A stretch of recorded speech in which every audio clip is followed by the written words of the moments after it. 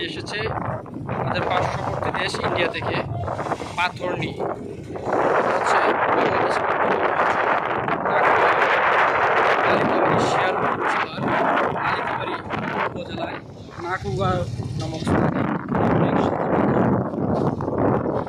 যে গাড়িগুলো দেখা যাচ্ছে এখানে 18 চাকার গাড়ি। এই গাড়িগুলো এসেছে আমাদের পার্শ্ববর্তী দেশ ইন্ডিয়া থেকে এই পাথর বড় বড় পাথর নিয়ে।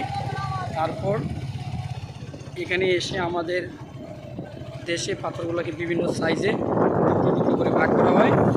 তারপরে সারা দেশে এটা এখান থেকে ছড়িয়ে পড়ে। অনেক বড় পাথরের ডিপু। এটা হচ্ছে আপনার শেরপুর জেলার নালিতাবাড়ি উপজেলার নাকুগাঁও